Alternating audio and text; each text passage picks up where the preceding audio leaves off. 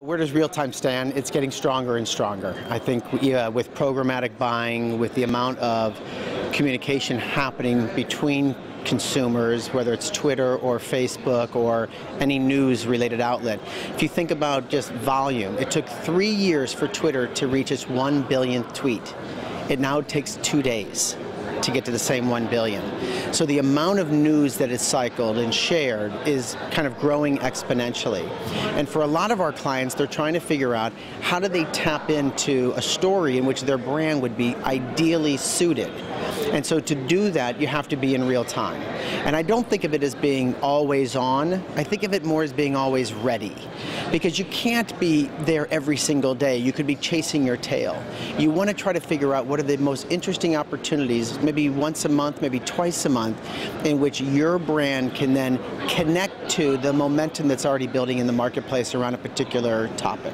Video fits into it because you need content to engage with your audience. You can engage with your audience with a tweet, with a social update. You can engage your audience by maybe changing what the banners look like, the display advertising. You can engage with your audience by maybe changing what the search terms are so that they're now seeing the more topical piece of news.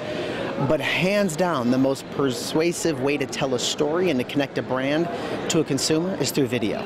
And so video becomes even more important than it's ever been. And then the key question there is, how do you create it?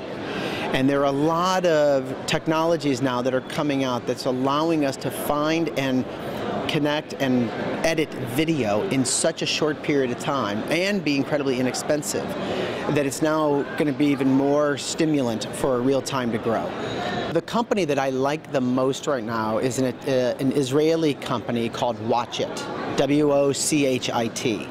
And they have been able to go out with, right now it's maybe 10 different publishers in which they have rights management for all the content that these publishers create around news, sports, entertainment. You call them up or send a work order in and say, I need content, here's my brand, I need content around these types of stories. And within 10 minutes you will get HD, 30-second, 1-minute compilations of content with a professional voiceover on it that you then figure out, this is like 80% of what I need, I'll just let that run. I need to change it slightly, but that only takes me an hour. And pretty soon that content becomes, it would feel like free in today's marketplace. Because one of the things that I was thinking about prior was going crowdsourcing. But in the end, crowdsourcing's too slow. They got to have a brief, you have to send it out to the greater community, you got to have the greater community send stuff back, you have to edit through all the things that you get before you can create something. Your opportunity is gone. Watchit allows us to do things in minutes that would have taken weeks before. We will be announcing relatively soon a Chief Content Officer role within Mindshare.